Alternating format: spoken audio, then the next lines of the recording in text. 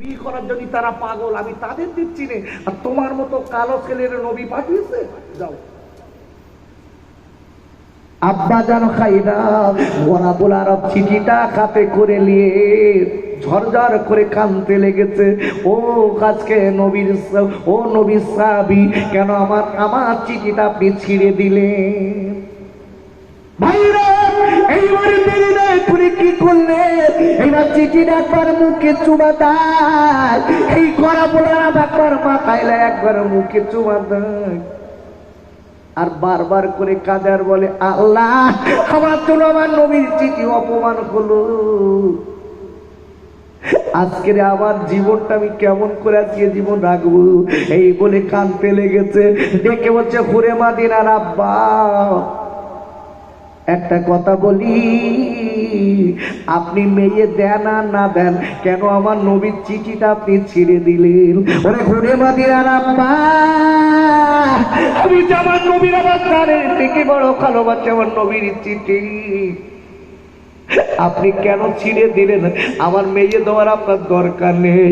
এই বলার পরে চিঠিটা কাটে নিয়ে ওই চিঠি দিয়ে একবার চুমা দেয়, ওই চিঠির একবার মাথায় লায়, চিঠিটা আদর করে বাপ, আর বারবার করে ডেকে বলে, ওরে ঘুরে মাদিনার আপনারে, আমি বারবার করে বলবো, আমার নবীর খাতে আজকে আমার নবীর চিঠি কেন অপমান করলেন বলুন? আজকের আমার মনে কেন কষ্ট দিলেন? আমার নবী যদি অখুশি হয়ে যায়, আমার আল্লাহ আমার ভালোবাসবেন না। এই বলার পরে দেরি না করে আপনার এইবার আপনার কি করলেন? ওই চিঠিটা নিয়ে রাস্তা দিয়ে চলে আসছে, হঠাৎ আপনার পুরী মাদিনা ডেকে বলছে, আব্বা না আব্বা, আমার আব্বা একটুখানি ছেলেটা দাঁড়াতে বলুন আব্বা, ছেলেটা দাঁড়াতে বলুন আব্বা। এইবারে দেখলো মা খুঁড়ে মাদিনা রে, তোর এত সুন্দরী দেখবি মা, তোর বিয়ে করার জন্য হাজার হাজার ছেলেরা পাগল, আর এই কালো ছেলেটার কাছে নবী মুহাম্মদ তোর স্বামী করার জন্য পাঠিয়ে দিয়েছে। দেখলেন আপনারে ওই ছেলেটা একবার দাঁড়াতে বলে, ছেলেটা দাঁড়িয়ে গেল, করা বল খারাপ, একটুখানি দাঁড়াও দাঁড়াও, করা বল আরব দাঁড়ালো। এইবার দাঁড়ানোর সাথে সাথে দূর থেকে ঘুরে মাদিনা, বাবা ঘুরে মাদিনার চেহারা দেখা যায় না, ওই ঘুরে মাদিনা ডেকে বলছে, আপনারে ওই চিঠিটা রাতে আছে, কাছে যে চিঠিটা আছে কেন চিকলিয়ে কাঁদে?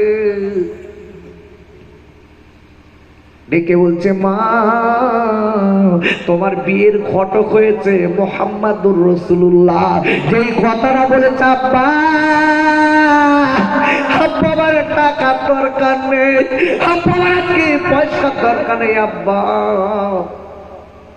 কেন টাকা আজ আছে না কাল নেই আব্বা? ওরে আমার আব্বা রে, আমার আজকের চেহারা তোর সুন্দরী বলে আমার চেহারা যাচ্ছে তা কাল নেই আব্বা,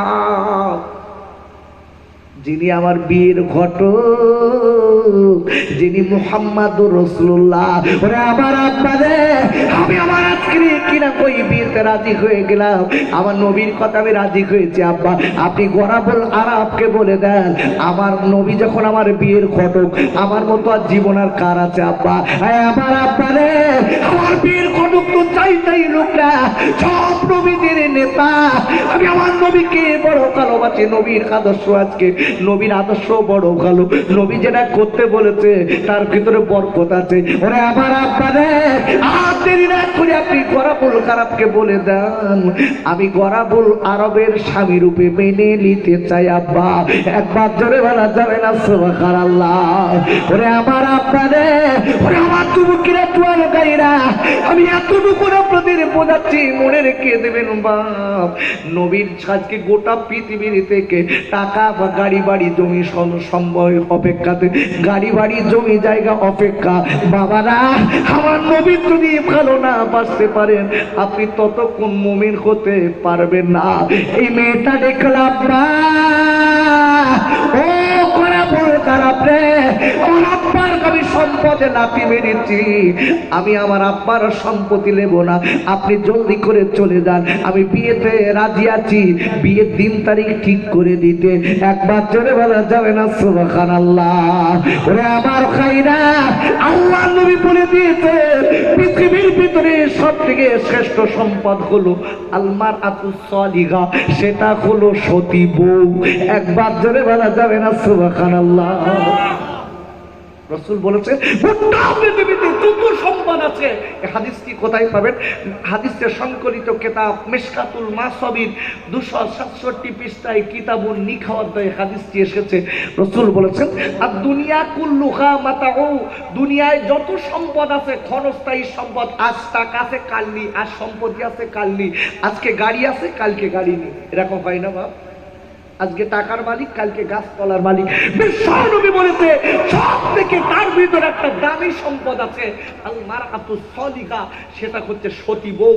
যদি কারো থাকে দুনিয়া আখিরাত আল্লাহ তার কামিয়াবি করবে। জোরে বলুন সুবহানাল্লাহ। এই জন্য রাসূল বলেছেন যারা বিয়ে করিসনি দোস্ত, রাসূল বলেছে তুমি যে মেয়েটার বিয়ে করবা ওই মেয়েটার 5টা গুণ দেখে বিয়ে করো। 5টা গুণ দেখে যদি বিয়ে করতে পারো, রাসূল বলে 4টে গুণ দেখে বিয়ে করো। বিশ্বনবী বলেছে এই 4টে গুণ দেখে যদি বিয়ে করতে পারো, ওই মেয়েটা তোমার জন্য দুনিয়া আখিরাতের জন্য কামিয়াবি হবে। জোরে বলা যাবে না সুবহানাল্লাহ? রাসূল বলেছেন তুমি যে মেয়েটার বিয়ে করবে, রাসূল বলেছেন সেই মেয়েটার কটা গুণের কথা বলেছি?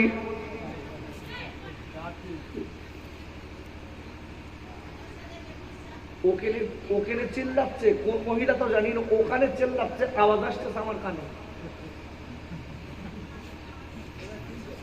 আল্লাহ, কোথায় হজ করতে আইছি? মহিলাটা ওখানে চিল্লাচ্ছে আর আওয়াজ আসতেছে আমার কানে কানে। কোরআন শরীফের 22 পারা সূরাতুল আহজাব 31 নম্বর আয়াত আল্লাহ বলেছেন ওয়াকরনা ফি বুয়ুতিকুন্না ওয়ালা তাবাররাজনা তাবাররুজাল জাহিলিয়াতিল উলা। এ নবী গোটা পৃথিবীর নারী জাতিদের বলে দেন তারা যেন তাদের চেহারাটা পর্দায় রেখে দেয়। আইএমএস জাহিলিয়াতের যুগের বর্বরতা যুগের মেয়েদের মতো যেন অসভ্যর মতো না হয়। পর্দা করা ওদের ফরজ। আচ্ছা, মেয়েদের পর্দার ভিতরে এসেছে গলার আওয়াজটাও পর্দা করো, বলেন আল্লাহু আকবার। মেয়েদের গলার আওয়াজটাও পর্দা মানে কি বোঝেন? হ্যাঁ না বলবেন, কথা বলেন। মেয়েদের গলার আওয়াজ এটাও পর্দা করতে হবে। একটাই গলার আওয়াজটা যেন তার পর পুরুষের কানে না যায়, গেলে গোনায় কাবিরা হবে, ওই মেয়েটা জাহান্নামী। এই মেয়েদের পায়ের শব্দটাও তাফসীর কারকগণ বলেছে ওটাও পর্দা করো। আল্লাহু আকবার বলুন।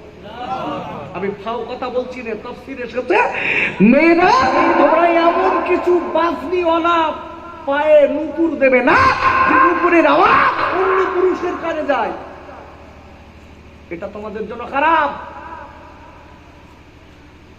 আমার আম্মি এই জন্য হাত করে বলে যাচ্ছি মা, আমি আর জীবনে আসবো কিনা জানি না, বহুত বক্তা এখানে আসবে, খালি গলা দেশে বাজাবে, বাজিয়ে চলে যাবে, টাকা নেবে, কিন্তু আমি সে বক্তা না। আমি আপনাকে সাবধান করতে এসেছি। এ যুবক, আমি তোমাকে বাঁচাতে এসেছি। এখনো বাঁচতে চাও যদি মসজিদের দিকে চলে এসো। এখনো যদি জীবন তৈরি করতে চাও আল্লাহকে ভয় করো। আল্লাহকে যদি ভয় না করো, তোমার আমার মৃত্যুর পরে তোমার বাপ হবে না, মা হবে না, কেউ হবে না, তোমার আমার বলো কবরে একা থাকতে হবে। ভাইরা, ও যুবকেরা, জোয়ান খাইরা, ওর আল্লাহ রাব্বুল আলামিন কোরআন শরীফের ৪র্থ পারা সূরা কালকি বলেন ১০২ নম্বর আয়াতে আল্লাহ বললেন ইয়া আইয়ুহাল্লাযীনা আমানু তাকুল্লাহা হাক্কা তুকাতিহি ওয়া লা তামুতুন্না ইল্লা ওয়া আনতুম মুসলিমুন। ওর আল্লাহ ডেকে বললেন ও পৃথিবীর ইমানদার মুমিনেরা, আমি আল্লাহ বলে দিলাম আমাকে ভয় করার মতো ভয় করো, যতদূর ভয় করার ততদূর করো। আর মনে রেখে দিও আগামীকাল বলে দিলাম, যতদিন তোরা পুরোপুরি মুমিন মুসলমান না হবে, খবরদার করে তোরা কবরে আসবে না। আর একবার সুবহানাল্লাহ।